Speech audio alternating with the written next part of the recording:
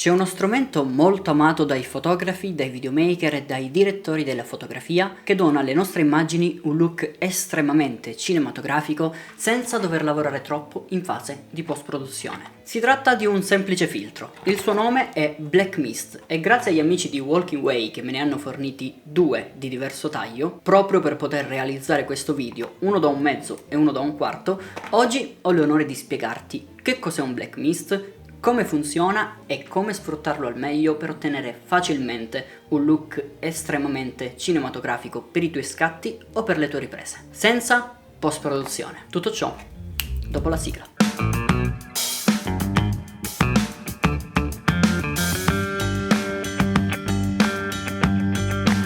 Che cos'è un Black Mist? Detto in parole povere, il Black Mist è uno speciale filtro che va a sfocare le luci delle nostre immagini senza però alterare in alcun modo il contrasto. Questo si traduce in un ammorbidimento generale della scena e nell'ottenimento di un effetto soft e glow estremamente ricercato. Insomma, questi filtri ti permettono di trasformare una scena simile in qualcosa del genere. Come suggerivo nella pre-intro, Walking Way mi ha fornito due filtri Black Mist, uno da 1/4 e uno da 1/2. Cosa cambia tra i due? Varia semplicemente l'intensità dell'ammorbidimento delle alte luci e la conseguente perdita di dettagli all'interno della scena. Te lo mostro subito perché in questi casi è molto più semplice farti vedere direttamente come funziona piuttosto che spiegarlo a parole. Il filtro da 1/4 è quello che solitamente viene utilizzato di più tra le taglie disponibili ed è anche quello che consiglio di acquistare qualora non abbiate ancora mai utilizzato un Black Mist. Perché?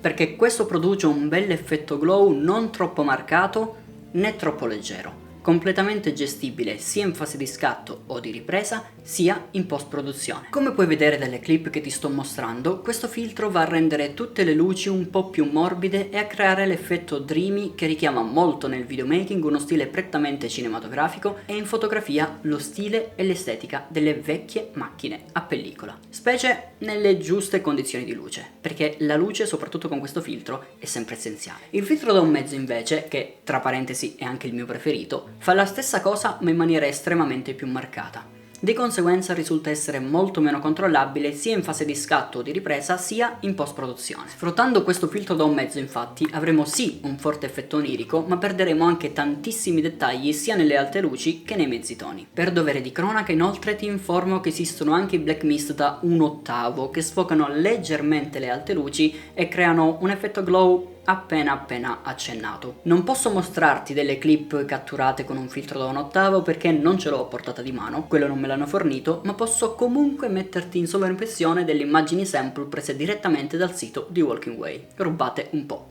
da loro. Il filtro da 1/8, se vuoi ottenere un buon effetto glow, non lo consiglio troppo, anche perché è davvero molto semplice ottenere un effetto simile se non identico con un po' di editing. Però, qualora tu preferisca qualcosa di più leggero, può essere assolutamente un'ottima alternativa da tenere in considerazione. Come sfruttare al meglio il filtro Black Mist? Ok, dopo aver capito cosa sia un filtro Black Mist e come funziona, vediamo come possiamo sfruttarlo al meglio. Partiamo da un presupposto. Se ti piacciono i look cinematic, vintage, a pellicola o dreamy, allora puoi usarlo per qualunque genere. Questo perché questo filtro, ammorbidendo le alte luci, di conseguenza va a creare anche un altro paio di situazioni molto interessanti. Innanzitutto rende le immagini, come dire, meno digitali, andando a togliere un po' di dettagli, e questo per moltissimi generi può essere soltanto positivo in realtà, perché diciamocela tutta, la fotografia analogica ha quel tipo di magia e di stile anche per via del fatto che le macchine a pellicola catturano meno dettagli,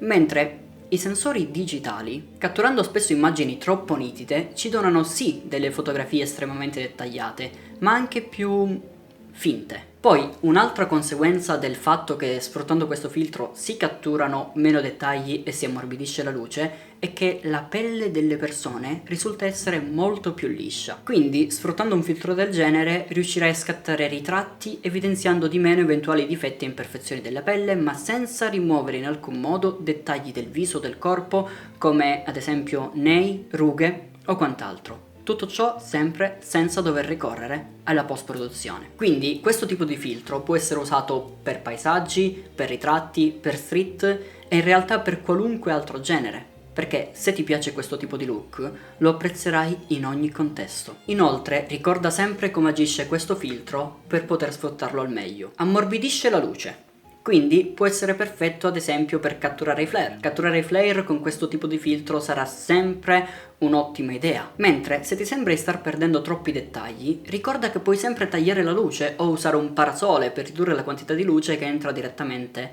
all'interno della lente e quindi per andare a diminuire l'effetto glow, perché si tratta sempre di luce che entra all'interno dell'obiettivo. Puoi quindi sfruttarlo davvero per qualunque genere e in ogni caso ti stupirà e creerà questo meraviglioso e ricercato effetto onirico che io, a dirla tutta, amo da impazzire. Anche in questo momento ho montato un Black Mist, quello da 1/4, e guardate quanto è carino questo qui dietro, con questo effetto glow. Guardate che cute. Consigli per risparmiare. Prima di concludere questo video vorrei darti alcuni consigli per risparmiare qualche soldino qualora tu voglia acquistare un Black Mist. Innanzitutto il consiglio più importante di tutti: acquista un solo filtro o più filtri di intensità diverso per la lente con il diametro più grande tra quelle che hai all'interno del tuo kit e poi adattalo alle altre lenti con l'ausilio di uno di questi anelli adattatori, chiamati anche Step Up, che sono molto più economici e ti permettono di contenere la spesa. Dopodiché valuta ad acquistare filtri professionali e di buona qualità che non vadano a incidere sulla qualità delle tue immagini e della tua lente. In fondo, parliamoci chiaro, nessuno vuole mettere un filtro di qualità scadente davanti ad un obiettivo che costa magari 400, 500 o 800 euro, ma al contempo non acquistare filtri troppo costosi, perché spesso non ne vale nemmeno troppo la pena. Per la maggior parte dei lavori, insomma, tieni in considerazione filtri con un buon rapporto qualità-prezzo. Io sinceramente questi Walking Way li consiglio, loro non mi hanno chiesto di sponsorizzare a tal punto i loro prodotti, mi hanno mandato i filtri semplicemente per parlarvi dei Black Mist, però li ho trovati davvero buoni, hanno degli ottimi vetri e come stai vedendo dalle clip all'interno di questo video costano anche relativamente poco. Inoltre io li trovo estremamente comodi, principalmente per due motivi importantissimi. Innanzitutto si ci possono montare sopra direttamente sia il tappo che il parasole senza doverli per forza rimuovere. Non tutti i Black Mist e non tutti i filtri in generale lo permettono e fidati, è una cosa importantissima. E poi, come ho detto prima, il rapporto qualità-prezzo è davvero ottimo. In ogni caso, se sei interessato all'acquisto ti lascio il link ad Amazon e al sito ufficiale di Walking Way qui sotto in descrizione. Quindi dai un'occhiata. A chi consiglio il Black Mist? A qualunque fotografo che apprezzi il look soft che creano. Molti potrebbero dire che si possono fare le stesse cose in post-produzione, ed è vero, ma farlo bene ci ruberà un bel po' di tempo. Mentre con questi filtri potremo ottenere un look cinematografico e richiamare lo stile delle vecchie pellicole in maniera immediata direttamente in fase di scatto o in fase di ripresa in un attimo.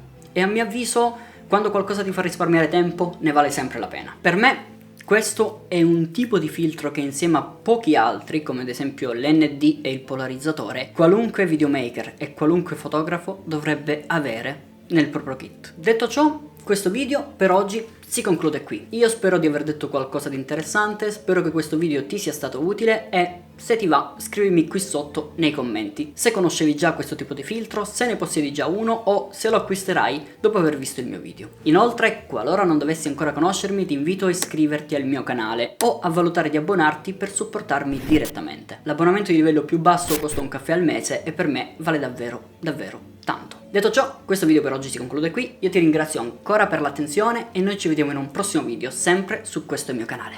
Alla prossima, bye bye.